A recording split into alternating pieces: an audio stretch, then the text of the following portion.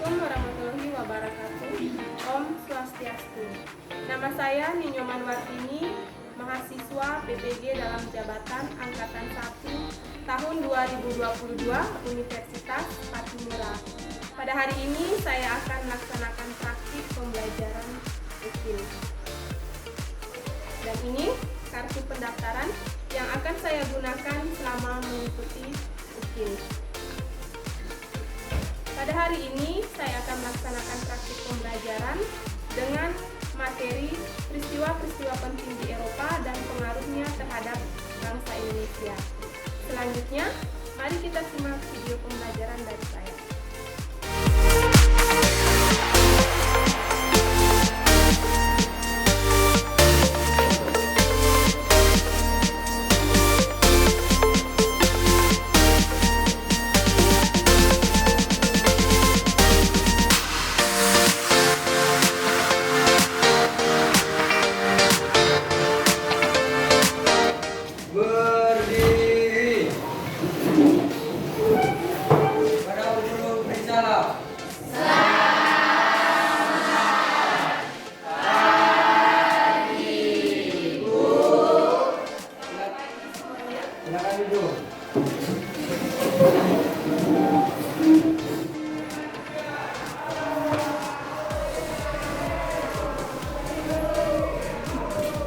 Selamat pagi semuanya. Pagi. Bagaimana kabar kalian hari ini? Baik. Sehat? Sehat. Harus selalu menjaga kesehatan. Untuk apa? Agar aktivitas yang kita laksanakan dapat berjalan dengan baik. Salah satunya aktivitas apa? Jika kita sehat, tentu kita akan dapat mengikuti pembelajaran dengan baik. Oke. Sebelum kita melaksanakan pembelajaran, alangkah baiknya kita terlebih dahulu membuka pembelajaran kita dengan berdoa. Ya, kita harus berdoa dulu agar apa yang kita laksanakan, agar apa yang kegiatan kita pada hari ini mendapat petunjuk dari Tuhan Yang Maha Esa. Nah, Ibu minta Rifki Hidayat untuk memimpin teman-teman kalian berdoa. Silakan.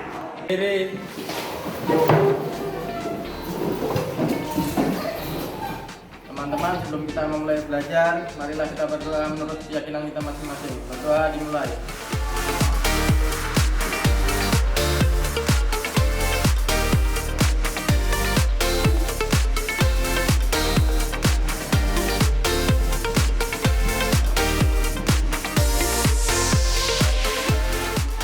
Berdoa selesai.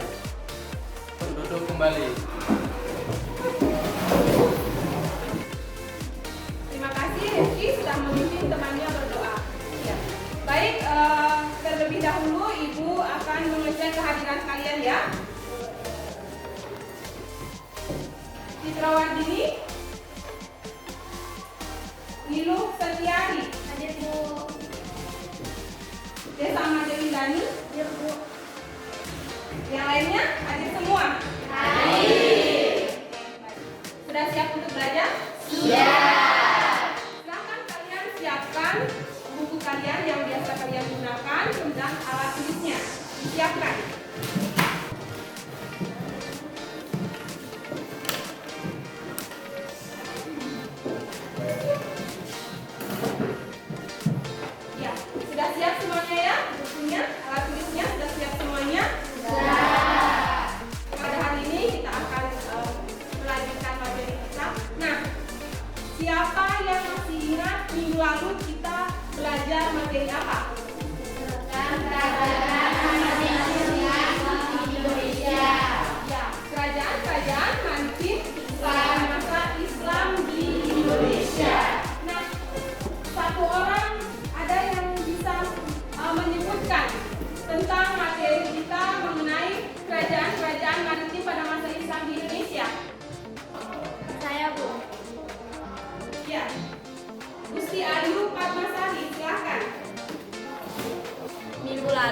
belajar mengenai kerajaan maritim pada masa Islam di Indonesia, di mana kerajaan tersebut diperkirakan berkembang pada awal abad ke-13. Sebelumnya, agama Islam masuk ke Indonesia melalui jalur pelayaran dan perdagangan.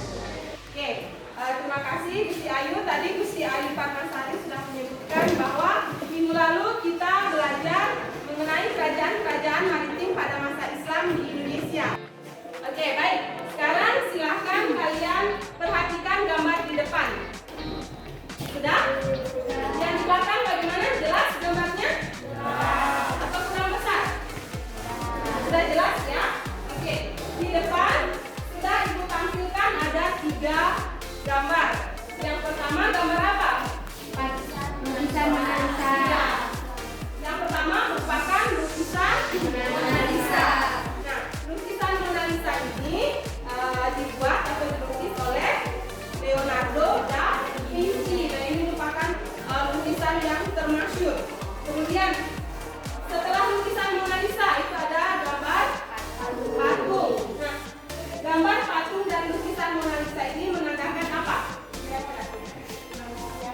Karya seni. Menandakan Karya iya, karya seni. Kemudian selain gambar lukisan Mona Lisa dan patung, di sebelahnya ada gambar bangunan yang merupakan arsitektur. arsitektur. Ya, baik. Jadi di Eropa pada abad pertengahan itu masyarakat Eropa menginginkan adanya sebuah kebebasan dalam mengekspresikan diri. VOC di Indonesia itu menerapkan sebuah politik yang namanya politik adu domba. Pernah dengar ya? Antara Sultan Hasanuddin dan Abu Palaka. Nah, kenapa pada masa tersebut atau pada masa kerajaan masyarakat Indonesia atau Nusantara mudah sekali diadu domba? Kenapa? Karena masyarakat Nusantara pada saat itu belum bersatu. Ya. Kemudian sumber daya kita masih sangat terbatas atau masih sangat rendah, sehingga dengan mudahnya kita dikuasai dan diadu domba. Nah, kalian sebagai generasi penerus bangsa Indonesia, belajarlah dengan baik. Ya, tujuan pembelajaran kita pada hari ini adalah setelah mengamati video pembelajaran, siswa diharapkan mampu menganalisis pengertian, latar belakang, perkembangan, dan pengaruh Renaissance merkantilisme bagi kehidupan masyarakat dunia dan kehidupan masyarakat Indonesia. Itu yang pertama. Kemudian yang kedua, setelah mengamati video pembelajaran, siswa bersama teman kelompok dapat mempresentasikan hasil diskusi kalian dengan tepat ya. Yang ketiga, setelah melakukan diskusi bersama teman kelompok, kalian diharapkan mampu menyajikan hasil analisis kalian dalam bentuk artikel dengan baik. Oke? Ya. Tadi kita sudah menyinggung Renaissance dan merkantilisme. Jadi pada abad pertengahan, awal abad ke-15 dan abad ke-18 di Eropa terjadi beberapa peristiwa, yaitu Renaissance dan merkantilisme. Nah, apa itu Renaissance?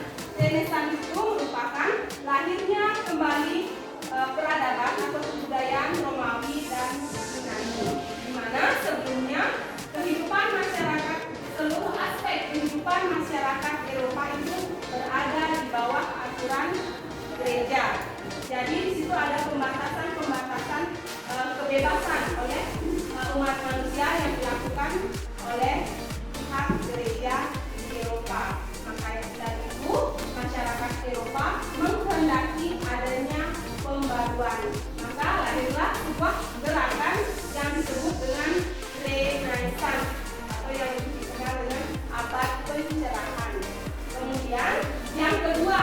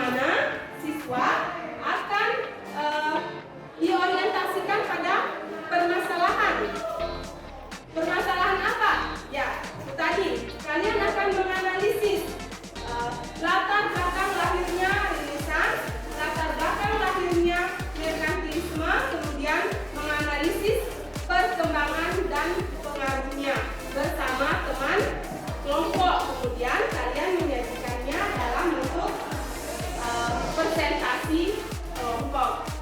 Oke, jadi sebentar ini kalian akan masing-masing kelompok nantinya akan diorientasikan pada permasalahan, di mana kita akan menganalisis latar belakang, perkembangan dan pengaruh Renaissance. Kemudian yang kedua, kita akan menganalisis latar belakang, perkembangan dan pengaruh merkantilisme bagi kehidupan dunia dan masyarakat Indonesia. Nah, hari ini kita akan membentuk kelompok ya. Akan membentuk kelompok.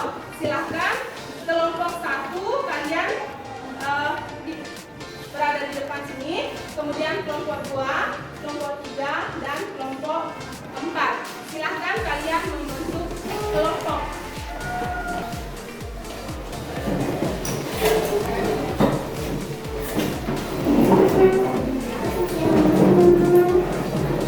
Oke, perhatikan semuanya.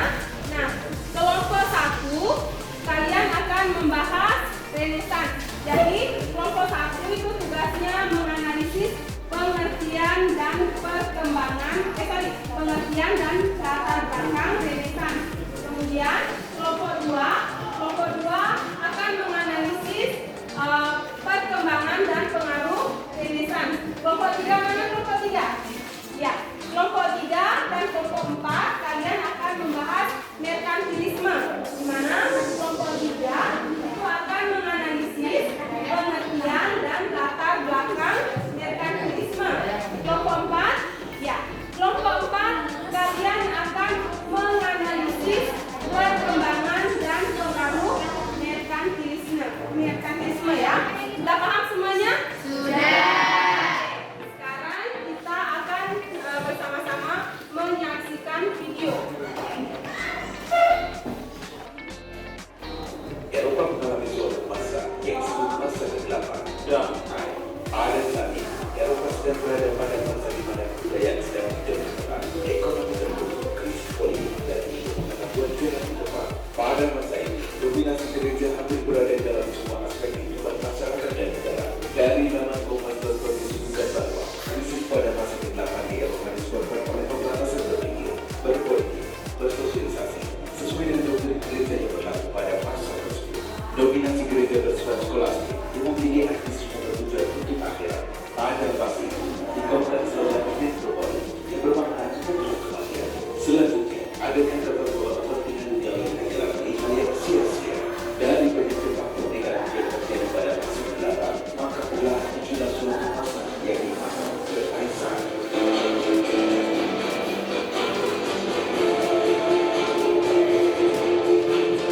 Pemirsa, istilah Renaissance berasal dari bahasa Italia dan kata renascita yang artinya lahir kembali, merupakan istilah yang pertama kali diperkenalkan oleh Giorgio Vasari pada abad ke-16 untuk menggambarkan semangat kesenian Italia mulai abad ke-14 hingga abad ke-16 yang menamakan semangat kesenian Yunani dan Romawi kuno, entah itu keindahan keseniannya maupun kemampuan intelektualnya.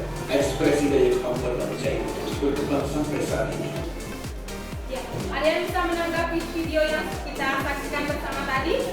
Saya Bu. Ya, Lisa Arianti, silakan. Tanggapan saya mengenai video tersebut, Renaissance berkembang di Eropa pada abad ke-15. Lahirnya Renaissance disebabkan karena adanya dominasi gereja di segala aspek kehidupan masyarakat Eropa. Kedua, merkantilisme berkembang pada abad ke-18 yang merupakan teori ekonomi perdagangan yang bertujuan mengumpulkan logam mulia sebanyak-banyaknya. Oke, baik, terima kasih Lisa. Jadi tanggapan Lisa terhadap video yang sudah kita saksikan tadi adalah yang pertama mengenai Renaissance, yang mengatakan bahwa Renaissance berkembang di Eropa pada abad ke-15. Nah, tadi kalian sudah menyaksikan video mengenai materi Renaissance dan merkantilisme. Sekarang silakan kalian melakukan penelusuran untuk tugas-tugas yang sudah Ibu berikan hadiah, baik melalui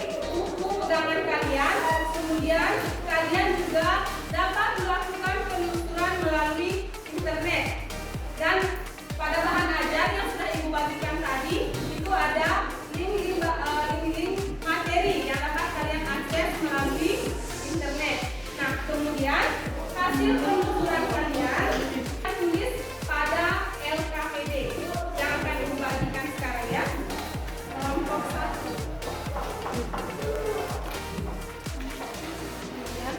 Kelompok 2. Ya, masih ingat ya tugasnya ya? Ya, silakan kalian lakukan penelusuran. Kemudian hasil penelusuran itu kalian tuliskan di LKPD. Oke, silakan. Depan merupakan kota pelabuhan yang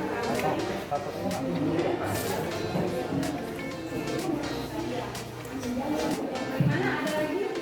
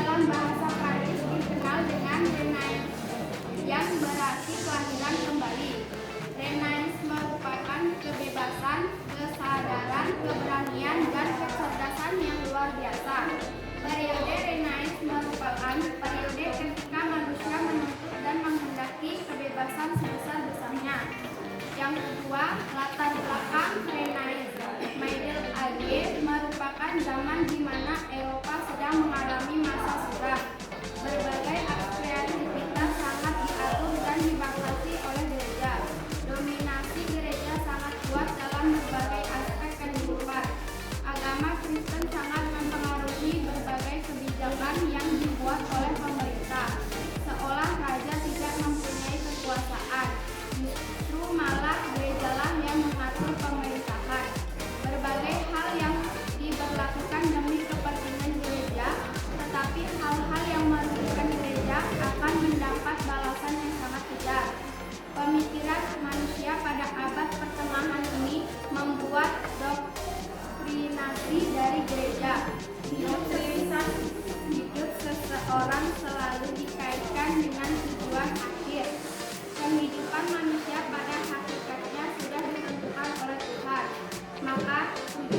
hidup manusia adalah mencari keselamatan. Pemikiran tentang ilmu pengetahuan banyak diarahkan kepada teknologi. Pemikiran filsafat yang berkembang pada masa itu sangat dipengaruhi oleh gereja sehingga lahir filsafat skolatik, yaitu suatu pemikiran filsafat yang dilandasi pada agama dan untuk alas pembenaran agama. Oleh karena itu disebut Dark Age atau zaman kegelapan. Dengan adanya berbagai pembatasan yang dilakukan pihak pemerintah atas saran dari gereja, maka timbullah sebuah gerakan kultural pada awalnya merupakan pembaruan di bidang kejiwaan, kemasyarakatan, dan kegerejaan di Italia pada pertengahan abad ke-14. Baik, itu saja presentasi dari kelompok saya. Terima kasih. Ya, itu tadi presentasi dari kelompok 1. Kelompok lain ada yang menanggapi? Oke, baik. Lisa dari kelompok 4. Saya akan bertanya kepada kelompok 1. Pada abad pertengahan dikenal sebagai abad kegelapan. Pada masa ini, pemikiran manusia tidak dapat mengalami perkembangan. Mengapa pada abad pertengahan pemikiran manusia tidak dapat berkembang bebas? Ya, dari kelompok 1, siapa yang bisa menanggapi pertanyaan dari kelompok 4? Baik, saya akan menjawab pertanyaan dari kelompok 4. Pada abad pertengahan, perkembangan keyakinan bahwa kehidupan manusia pada hakikatnya sudah ditentukan oleh Tuhan. Oleh karena itu, tujuan hidup manusia adalah mencari keselamatan. Kondisi ini menyebabkan pemikiran manusia kurang berkembang. Oke. Ya, itu tadi jawaban dari kelompok 1. Bagaimana kelompok 4 bisa menerima jawaban dari kelompok 1? Bisa. Yang lainnya bagaimana? Bisa. Baik, kita beri tangan untuk kelompok 1. Ya, sekarang kita lanjutkan kelompok 2. Silakan kelompok 2. Baik, terima kasih atas kesempatan yang diberikan kepada saya. Saya dari kelompok 2 akan membacakan tentang bagaimana perkembangan dan pengaruh Renaissance. Perkembangan Renaissance. Perkembangan Renaissance bermula dari kesuksesan masyarakat Italia dalam mengolah bidang politik, ekonomi, sosial, dan budaya pada awal abad ke-15 Masehi. Pada masa tersebut, masyarakat Italia tumbuh dan berkembang menjadi masyarakat kota yang sejahtera. Kesejahteraan masyarakat Italia menyebabkan munculnya pemikiran duniawi yang mengedepankan rasionalitas. Renaissance telah membentuk masyarakat perdagangan yang berdaya maju. Keadaan ini telah melemah kedudukan dan kekuasaan golongan gereja yang senantiasa berusaha menyekat perkembangan ilmu masyarakat di Eropa. Sehingga dapat kita simpulkan bahwa jasa-jasa Renaissance bagi perkembangan peradaban manusia adalah sebagai berikut. 1. Tumbuhnya kebebasan, kemerdekaan, dan kemandirian individu. 2. Berkembangnya ilmu pengetahuan, teknologi, seni, dan budaya. 3. Munculnya paham, pemikiran baru seperti humanisme, rasionalisme, empirisme, dan materialisme. 4. Runtuhnya dominasi gereja. 5. Menguatnya kedudukan kaum bourgeois sehingga mereka tumbuh menjadi kelas penguasa. 6. Mendorong pencarian daerah baru sehingga berkobarlah era penjajahan samudra. Pengaruh Renaissance. Renaissance sebagai suatu informasi kerangka berpikir bangsa Barat dan sebagai gerakan melepaskan diri dari doktrin gereja menuju keadaan baru yang disebut humanisme. Adanya humanisme menggiring manusia meninggalkan keakhiratan dan mulai menerima hidup dalam batas-batas materialisme. Hal ini berujung pada timbulnya rasa kebanggaan terhadap kepemilikan harta serta kedudukan manusia yang mampu menguasai alam semesta. Pada akhirnya, bangsa Eropa tidak hanya gencar melakukan penjajahan tetapi juga melaksanakan praktik kolonialisme dan imperialisme. Ketika menjajah Indonesia, bangsa Barat mendirikan bangunan hampir di seluruh wilayah Nusantara. Selama itu pula, para kolonis mendirikan bangunan dengan gaya arsitektur Eropa yang berkembang pada periode Renaissance. Arsitektur kolonial ini dapat ditemukan pada bangunan seperti gereja, kantor-kantor pemerintahan, jembatan, stasiun, dan benteng. Sejumlah bangunan meninggalkan zaman penjajahan pun masih berdiri di tanah air hingga saat ini.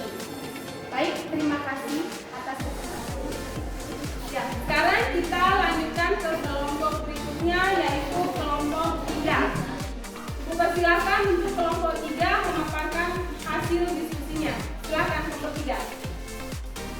Baik, terima kasih atas kesempatan yang diberikan kepada saya. Saya akan mempresentasikan hasil diskusi kelompok 3 tentang pengertian dan latar belakang merkantilisme.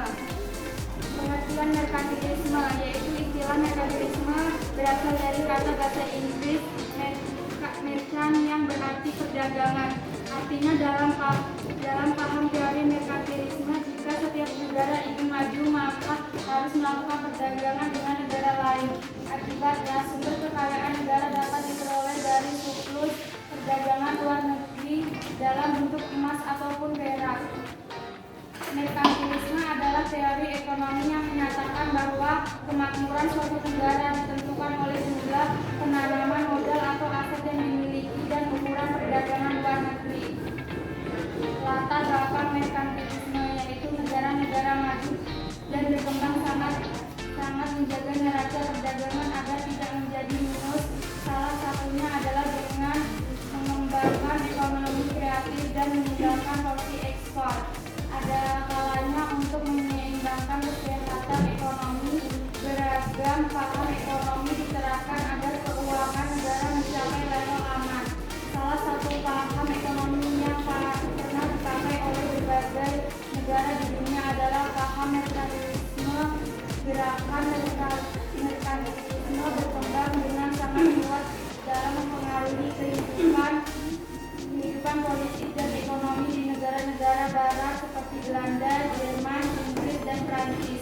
Negara kolonial saling berlomba untuk mendapatkan dan mengumpulkan logam mulia untuk berbagai kepentingan seperti industri, ekspor maupun impor.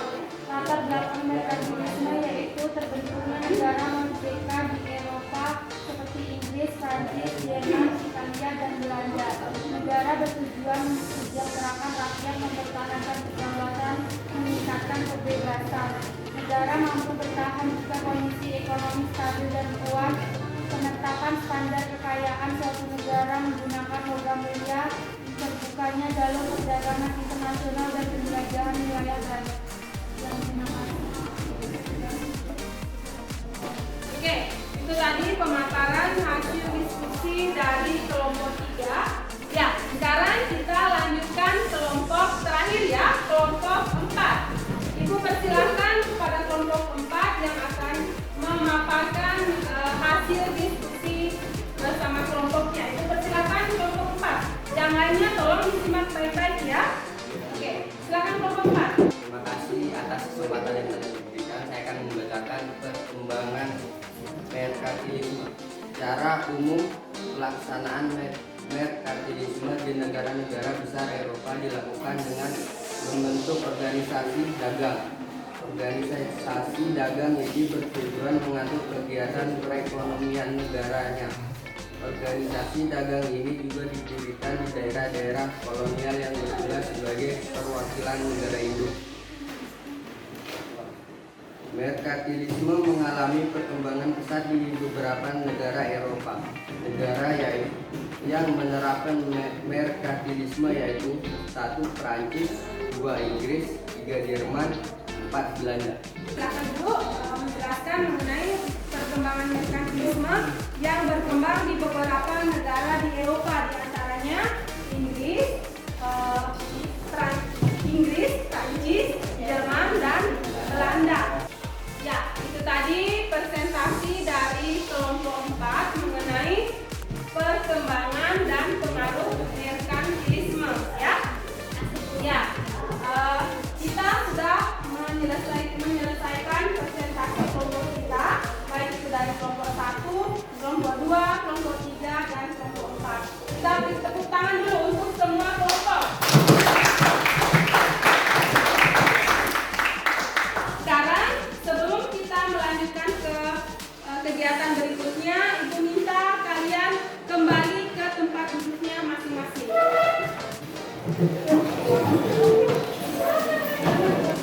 Kelompok sudah mempresentasikan hasil diskusinya bersama teman kelompoknya. Nah, Ibu ingin satu orang menyimpulkan hasil diskusi kelompok kita tadi. Siapa yang bisa? Saya, Bu. Ya, Setiari. Ibu persilakan Setiari. Baik, saya akan menyimpulkan hasil diskusi tadi mengenai Renaissance dan merkantilisme. Renaissance merupakan lahirnya kembali kebudayaan Romawi dan Yunani. Renaissance muncul pada abad ke-15, berawal dari ketertarikan kembali masyarakat Eropa pada filsafat dan kebudayaan Yunani dan Romawi. Renaissance muncul dan berkembang di Italia dan menyebar ke negara-negara lain di Eropa. Renaissance mendorong terjadinya modernisasi dalam berbagai aspek kehidupan. Kemudian, merkantilisme merupakan paham ekonomi yang menyatakan bahwa kekayaan suatu negara berdasarkan jumlah logam mulia yang dimiliki oleh negara tersebut. Merkantilisme berkembang menjadi kapitalisme. Baik, terima kasih. Oke, silakan duduk Setiari. Ya, terima kasih Setiari yang sudah menyimpulkan hasil diskusi kita tadi yang mengatakan bahwa Renaissance merupakan sebuah gerakan yang lahir pada abad ke-15 di Eropa. Terima kasih kalian sudah dapat memahami materi kita pada hari ini. Nah, tadi kita sudah menyimpulkan hasil diskusi kita. Jadi, untuk mengetahui, agar Ibu lebih mengetahui ya, tingkat pemahaman kalian pada materi, maka Ibu akan melakukan evaluasi berupa tes formatif yang Ibu sudah kirim di WA group kalian ya. Jadi, tes evaluasi kita kali ini berbentuk Google Form. Silakan kalian akses melalui WA group yang sudah Ibu bagikan tadi. Ibu beri waktu 5 menit ya.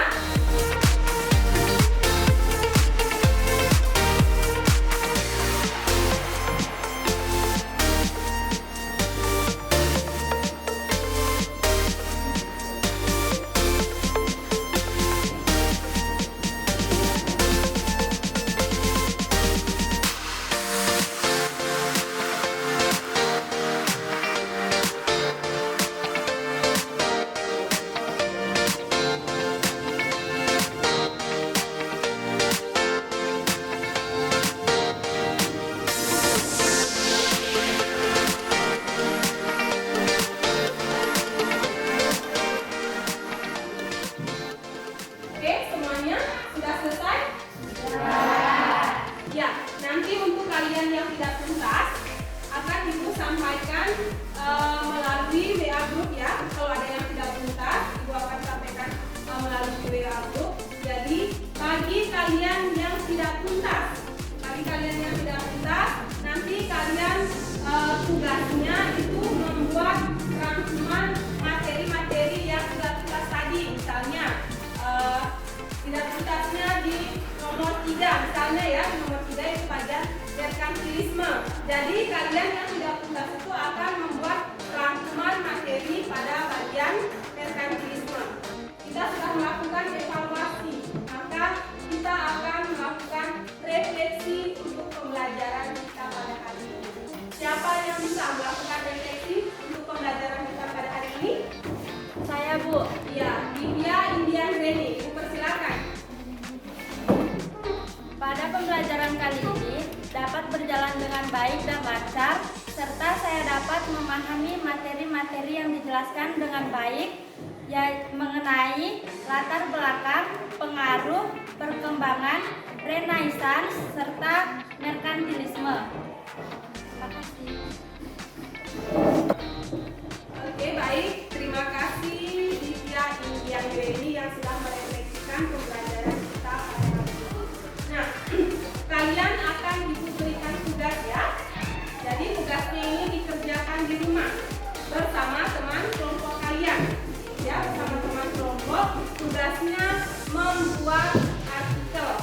Tugasnya itu Ibu beri kesempatan paling lambat itu dikumpulkan 1 hari sebelum pertemuan kita minggu depan.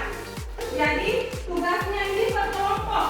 Kelompok 1 dan kelompok 2 itu membuat tugas mengenai Renaissance.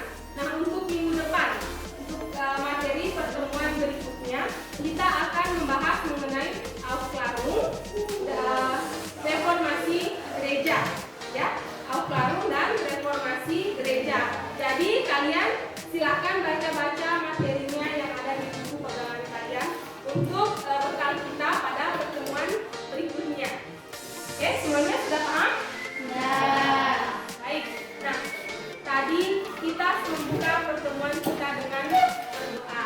Maka kita juga akan menutup pembelajaran kita pada hari ini dengan doa. Jadi Ibu minta untuk Randy. Mana Randy?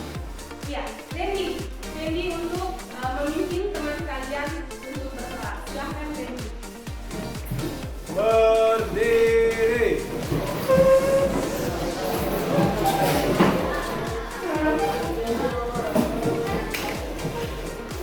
Teman-teman, sebelum kita mengakhiri pembelajaran, mari kita berdoa menurut agama dan kepercayaan kita masing-masing. Berdoa dimulai.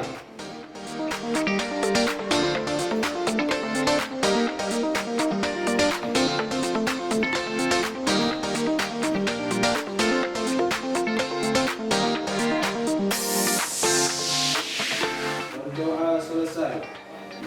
Silakan duduk kembali.